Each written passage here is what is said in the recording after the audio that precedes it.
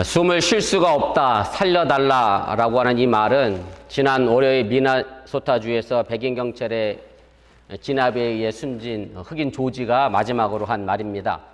여러분들이 아시는 것처럼 이 백인 경찰은 무릎으로 조지의 목을 강하게 짓눌러서 진압을 했고, 이 진압은 5분이 넘도록 지속이 됐고, 결국 조지는 구급차에 실려갔습니다만은 끝내 숨지고 말았습니다. 지금 이 사건으로 인해서 미국 전역이 큰 항의 집회가 이어지고 있는데, 저는 지금 인종차별에 관한 문제를 말씀드리려고 하는 것은 아니고, 이 죽은 사람이 마지막으로 한 말을 여러분들이 기억했으면 하는 그런 바람입니다. 이번 주일은 성령 강림절입니다. 성령이라고 하는 단어를 히브리어로 표현하면 루하흐라는 단어를 사용하고요. 헬라어로 이야기하면 푸뉴마라는 단어를 사용합니다. 루하흐나 푸뉴마나 이 두 단어의 본래적인 의미는 숨이라는 의미가 있고요. 호흡 혹은 바람이라고 그렇게 번역이 되고, 조금 더 나아가면 하나님의 숨결, 또 하나님의 영으로도 번역이 되게 됩니다. 그래서 창세기 2장 7절 말씀에 보면 하나님의 사람을 흙으로 만드시고 그리고 그 코에 생기를 불어넣었더니 사람이 생명이 되었다라고 했는데, 여기서 생기는 바로 하나님의 숨결이라고 의미하는 것이고요. 그래서 영어 성경에 보면 이것이 브레스라는 단어를 사용을 했습니다. 하나님의 숨이 우리 사람에게 전해짐으로 말미암아 우리가 살아있는 사람이 되었다는 말씀입니다. 그래서 숨을 쉰다는 것, 이것은 곧 생명이 있다는 것을 의미하게 됩니다. 제가 앞서 설교 시작하기 전에 숨을 쉴 수가 없다, 살려달라는 말로 설교를 시작을 했는데, 숨을 쉬지 못하면 결국은 우리의 생명은 이내 죽을 수밖에 없다는 사실입니다. 물론 이것은 육체적인 생명이기도 하지만 신앙생활을 하고 있는 우리에게는 영적인 호흡, 숨도 있어야 우리가 그리스도인으로서 살아갈 수 있다고 하는 사실을 여러분들이 잊지 마시기를 바랍니다. 우리 모두는 생일이 있습니다. 이 땅에 태어난 사람치고 생일이 없는 사람은 없습니다. 물론 그 생일을 모르고 살아가는 사람도 있긴 합니다만은 그렇다고 해서 생일이 없는 것은 아닙니다. 마찬가지로 교회도 생일이 있습니다. 그럼 교회 생일이 언제인지 정확한 날짜를 말한다라고 하면 바로 성령 강림 주일이고, 바로 오늘이 교회 생일이라고 해도 틀리지가 않습니다. 왜냐하면 초대교회가 생겨난 것이 바로 오순절 마가 다락방에 성령 임함으로 출발했기 때문에 그렇습니다. 그래서 성령 강림절을 영어로 찾아보면 펜타코스트라는 단어로 씁니다. 오순절이라고 하는 단어의 의미이기도 하고요.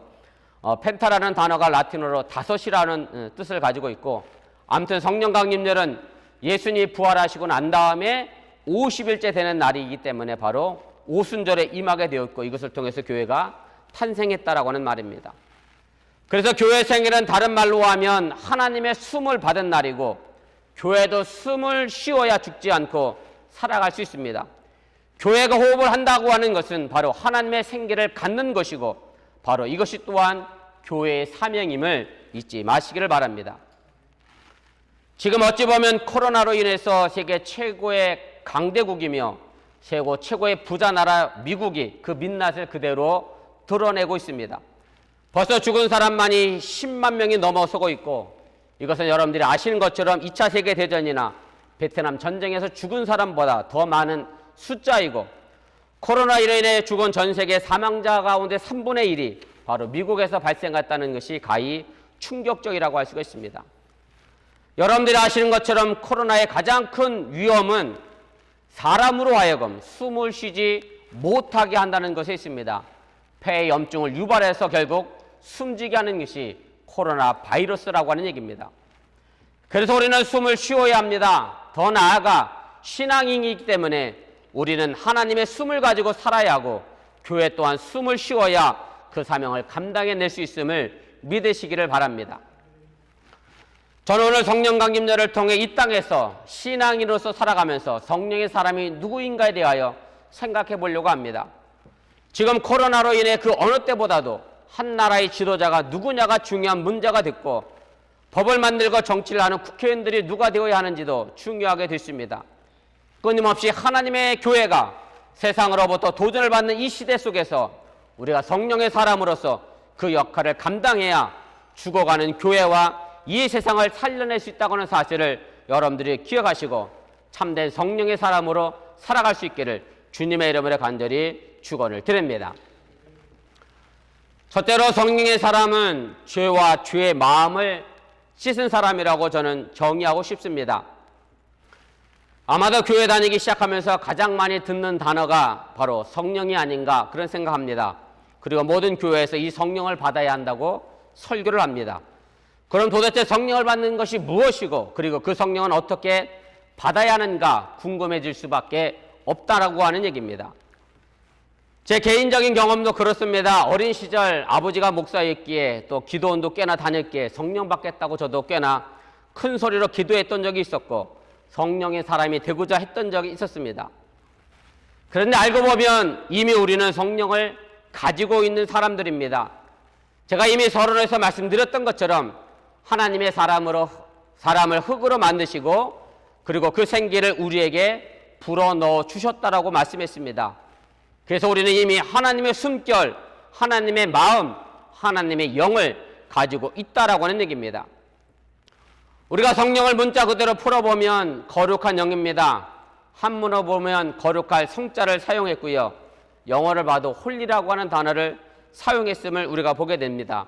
역시 거룩하다고 하는 뜻을 가지고 있습니다. 그래서 결국은 성령의 사람은 거룩한 마음을 가진 사람임을 여러분들이 믿으시기를 바랍니다. 창세기 하나님의 사람을 만드셨을 때에 하나님의 형상으로 만드셨다라고 말씀을 합니다. 제가 이미 여러 번 여러분들에게 말씀을 드렸습니다마는 이 하나님의 형상은 우리가 하나님의 겉모습을 닮았다는 뜻이 아니라 하나님의 마음, 하나님의 풍성, 하나님의 속성을 우리 속에 담아 우리를 만드셨다고 하는 의미를 여러분들이 깨달으시기를 바랍니다. 그러기에 우리는 이미 거룩한 마음을 가진 성령을 가진 사람들입니다. 그런데 문제는 내가 이것을 미처 알지 못하고 깨닫지 못하고 있고 인지하지 못하고 있다는 데 있습니다. 하나님과 멀리 떨어져 살다 보니 하나님과 관계없는 거룩한 삶의 모습을 갖지 못했고 오히려 죄와 죄의 마음만 우리 속에 가득해져 교만해져 가고 있다라고 하는 얘기입니다. 처음에 교회 나와 신앙생활을 꾸준히 1년 정도 하게 되면 교회에서는 세례를 주게 됩니다. 제가 신학교 입학할 당시에 반드시 첨부해야 될 서류 가운데 하나가 세례 증서였습니다. 제가 1968년도 11월 15일생인데요. 그리고 그 다음에 유아세를 받았거든요. 그럼 제가 그때 당시 세례 증서가 있었을까요? 없었을까요? 예, 없었습니다. 그냥 세례만 받았습니다. 세례 증서를 내라고 하니 어쩌합니까? 그래서 부랴부랴? 예, 일종의 허위 서류이긴 아닙니다만은 세례 받은 거니까 세례 증서를 만들어서 제가 신학교에 냈던 적이 있습니다.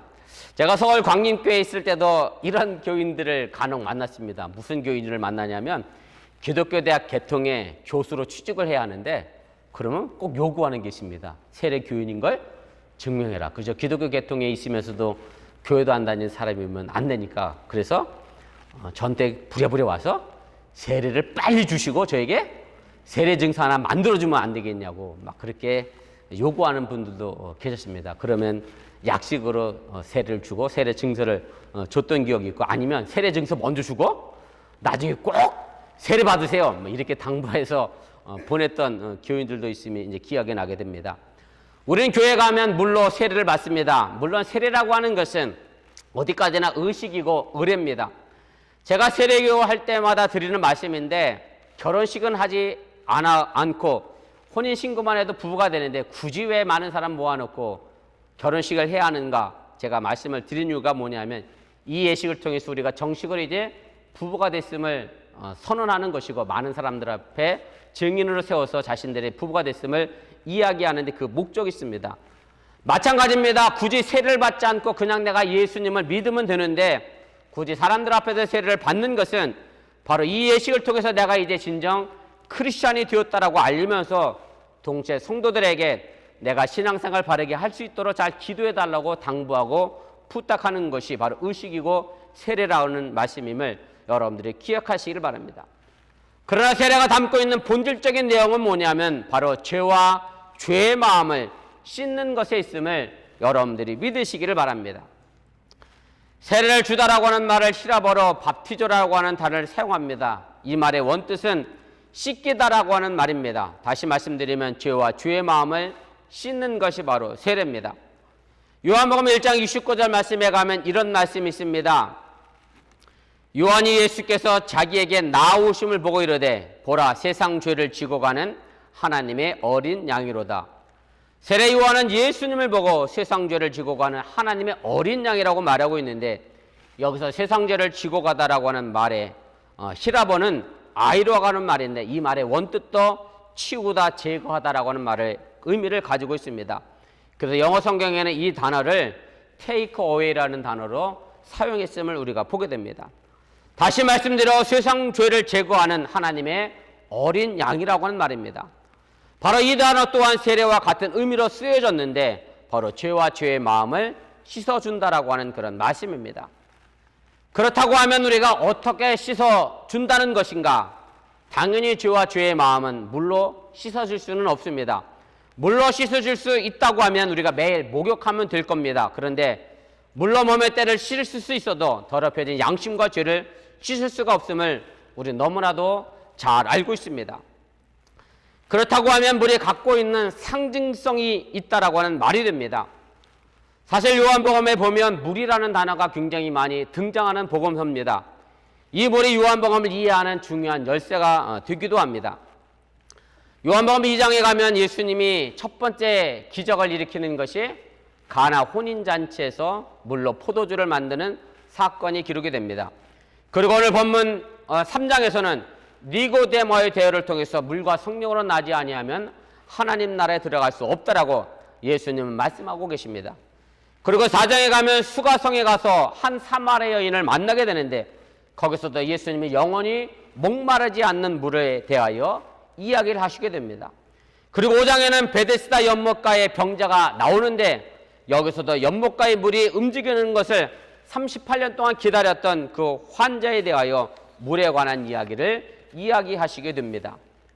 그리고 조금 더 멀리 가면 13장에 가면 예수님은 최후의 만찬에서 제자들의 발을 물로 씻기시게 됩니다. 제자 베드로가 깜짝 놀라 제 발을 씻을 수 없다 말리셨을 때 예수님은 내가 네 발을 씻지 아니하면 너와 나와 상관없는 사람이 될 것이다 라는 강경어준 어조로 이야기하며 제자들의 발을 씻기시게 됩니다. 그리고 나서 13장 34절 말씀에 가면 예수님은 제자들에게 새 계명을 너에게 준다라고 말씀하시게 됩니다. 저는 이렇게 연결되는 요한복음의 물은 바로 이 새 계명, 예수님의 가르침이었다라고, 말씀이었다라고 생각을 합니다. 그리고 이것은 또한 예수님의 삶 자체였다고 하는 사실을 깨달으시길 바랍니다. 다시 말씀드려 예수님은 말씀으로 우리를 씻어주신 것이고, 그리고 그 말씀이 예수님의 삶이었다고 하는 말씀입니다. 그래서 오늘 바로 이 자리가, 바로 말씀이 선포되는 이 자리가 예수님이 우리를 죄와 죄의 마음을 씻어주는 자리임을 믿으시기를 바랍니다. 그러게 요한복음 15장 3절에 가면 예수님은 이렇게 말씀합니다. 너희는 내가 일러준 말로 이미 깨끗하여졌으니 내 안에 거하라 말씀하고 계십니다. 예수님이 주신 말씀으로 깨끗해졌다는 겁니다. 이런 의미에서 교회에서 물로 세례를 주는 의미가 무엇인지 알 수 있습니다. 단지 물로 씻는다는 의미가 아니라 말씀으로 내 병든 마음, 죄된 마음을 씻겠다는 결단이 바로 이 세례의식의 본질적인 내용이고, 바로 이렇게 씻긴 사람이 곧 성령의 사람임을 믿으시기를 바랍니다.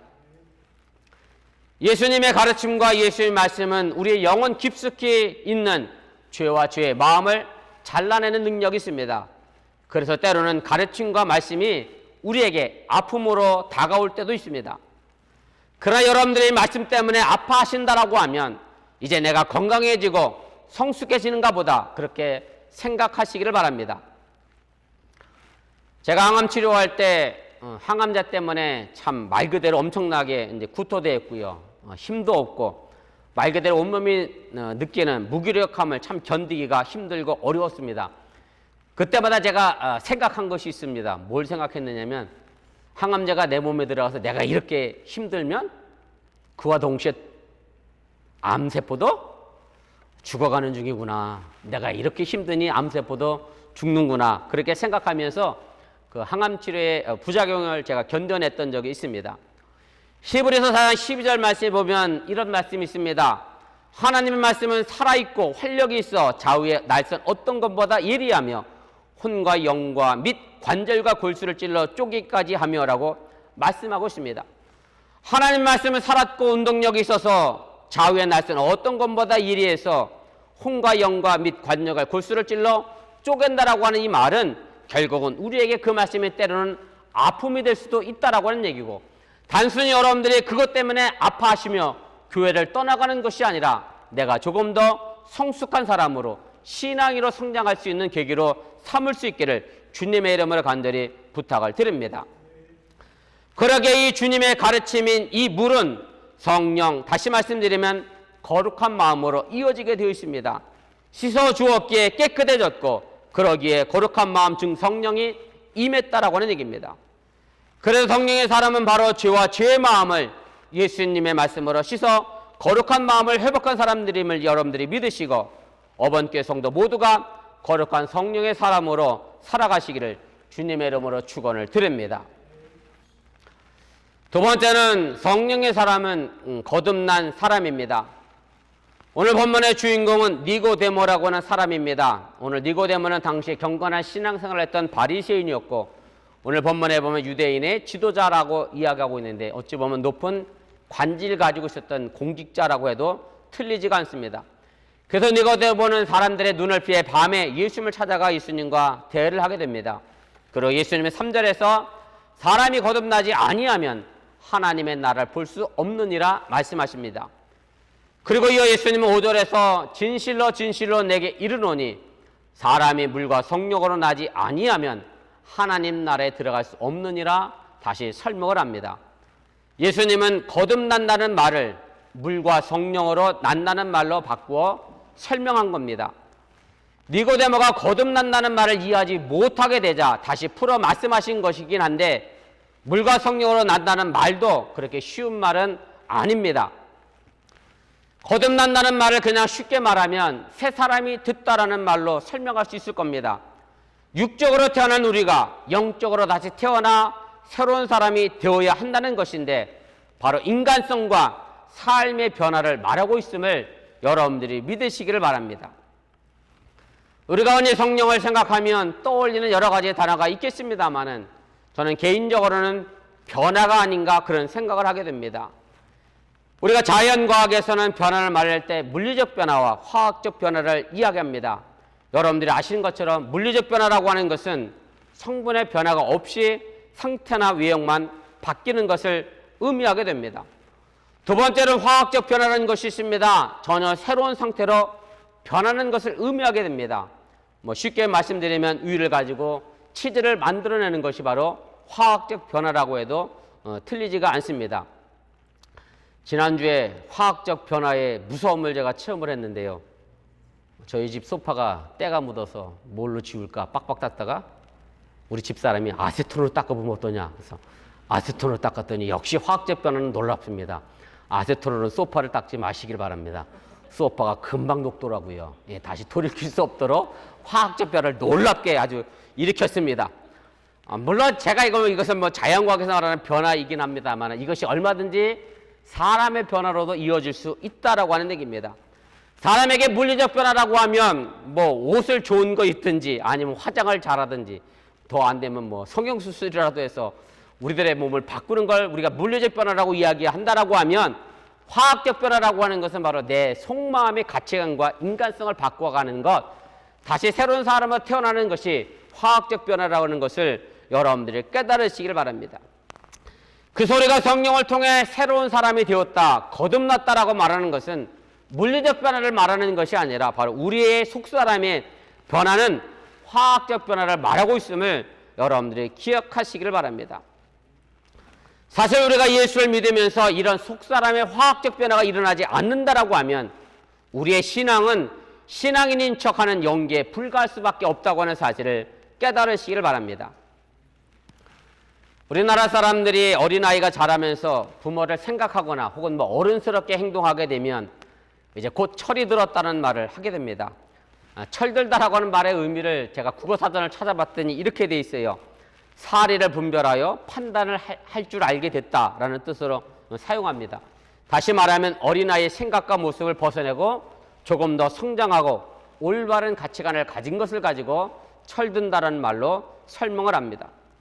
마찬가지로 우리가 성령의 사람이라고 하면 우리에게도 영적인 철이 들어야 한다고 하는 얘기입니다. 세상적인 가치관과 관점이 아니라 영적으로 세상을 바라보면서 하나님이 주신 말씀을 가지고 내 자신을 살피면서 하나님 보시기에 아름다운 판단과 행동을 해야 한다는 사실을 여러분들이 믿으시기를 바랍니다. 이제 육신적인 모습에서 벗어나 예수님을 닮아가는 사람으로, 새로운 사람으로 다시 태어날 수 있기를 주님의 이름으로 간절히 축원을 드립니다. 세 번째입니다. 성령의 사람은 저는 삶의 새로운 열정을 가진 사람이라고 생각합니다. 오늘 본문에서 예수님은 니고데모에게 물과 성령으로 나지 아니하고는 하나님의 나라에 들어갈 수 없다라고 말씀합니다. 그래서 어떤 분들은 물로만 세를 받아서는 안 되고 성령으로도 세를 받아야 한다라고 말씀합니다. 물론 이것은 성경적 근거가 있습니다. 마태복음 3장 11절하고 누가복음 3장 16절 말씀에 보면 세례 요한은 자신은 물로 세례를 주지만 내뒤에 오시는 예수님은 불과 성령으로 세례를 줄 것이라고 말씀하게 됩니다.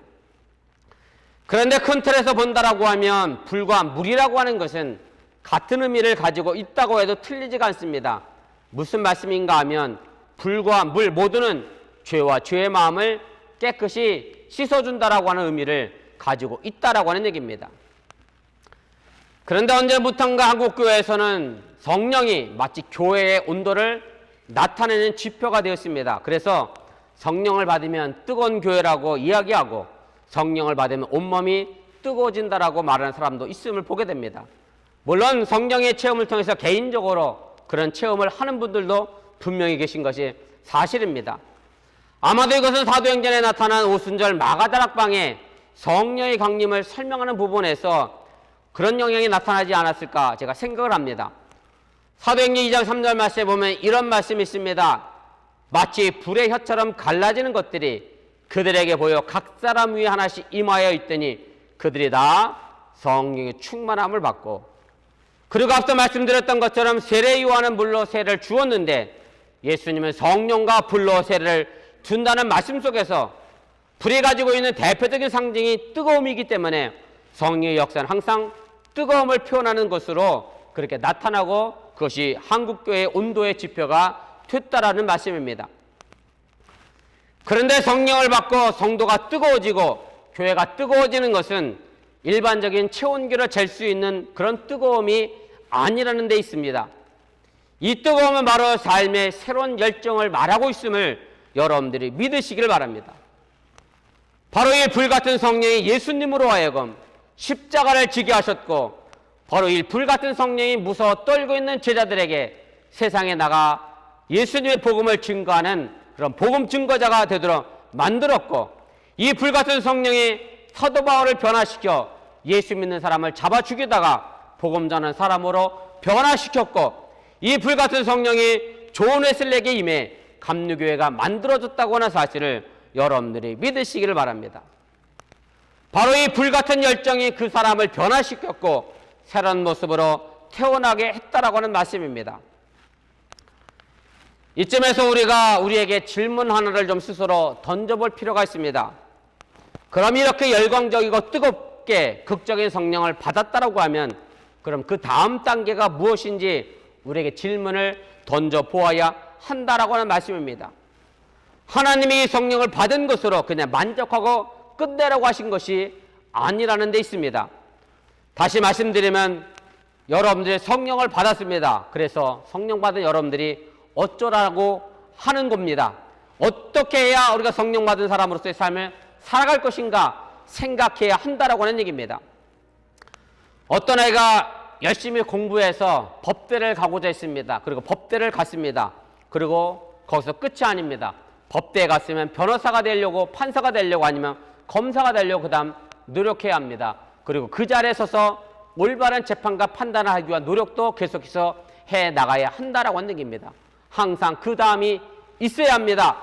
이렇게 계속해서 전진해 나가는 것이 바로 성령의 역사라고 하는 사실을 여러분들이 잊지 마시길 바랍니다. 그래서 우리가 죄와 죄의 마음을 씻어내고 다시 태어나는 것도 중요하지만 그 다음이 더욱 중요하다고 하는 말씀입니다. 사도 바울의 표현 그대로 하면 우리는 항상 두렵고 떨리는 마음으로 천국에 갈 때까지 지속적으로 완성하고 이루어가야 한다고 하는 사실을 여러분들이 믿으시기를 바랍니다. 제가 어제 오늘 우리 형규와 치열하게 논쟁을 한 사건이 있습니다. 미국의 인종차별 문제에 관하여 이야기한 건데요. 물론 흑인의 인종차별 때문에 뭐 폭력도 행하고 약탈도 하고 방화도 하는데 현규는 그럴만하다, 이해가 된다라고 이야기한 거고 저는 이해가 되지만 법 테두리를 벗어나는 폭력과 약탈은 허용해서는 안 된다. 그래서 이거 가지고 어제 오늘 계속 제가 치열하게 논쟁을 했는데요. 그러면서 제가 형규랑 논쟁하면서 둘이 합의 본 거예요. 지금의 사회가 비록 여전히 인종차별에 문제가 있지만 이거 한 번에 밝힐 수는 없죠. 이런 데모와 시위가 있음으로 말미암아 조금 더 나은 사회로 나아가고 성장해 나가는 거고. 제가 오늘 아침에 집사람과 교회 운전하면서 그런 얘기를 했습니다만 마틴 루터 킹 목사님이 워싱턴 DC에서 연설한 게 불과 채 70년이 아직 안 됐어요. 60년 전에 이 미국 사회의 흑인의 삶의 형태가 어땠는지를 우리가 알게 됩니다.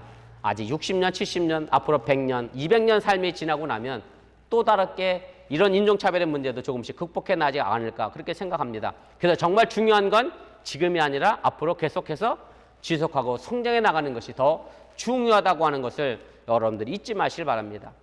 제가 이제 마지막으로 성령에 대해 아주 간단하면서 분명하게 정리를 해드리겠습니다. 성령이란 말 그대로 거룩한 영, 거룩한 마음을 뜻합니다. 내 마음이 거룩하고 깨끗하다라고 하면 성령을 받은 것입니다. 거룩하고 깨끗한 하나님의 영을 받았다라고 하면 예수의 영을 받은 것이고 그 사람은 성령의 사람으로 새롭게 태어난 사람들입니다. 그리고 이것은 분명 뜨거운 열정으로 내 삶의 변화로 이어지게 되어 있다라고 하는 사실을 여러분들이 잊지 마시길 바랍니다. 사랑하는 어른교회 성도 여러분 모두가 다 성령의 사람으로서 가정에서 직장에서 그리고 사회에서 뜨거운 열정과 사랑을 가지고 점진적으로 나아가 성장해 나갈 수 있기를 주님의 이름으로 간절히 축원을 드립니다. 우리 기도하겠습니다.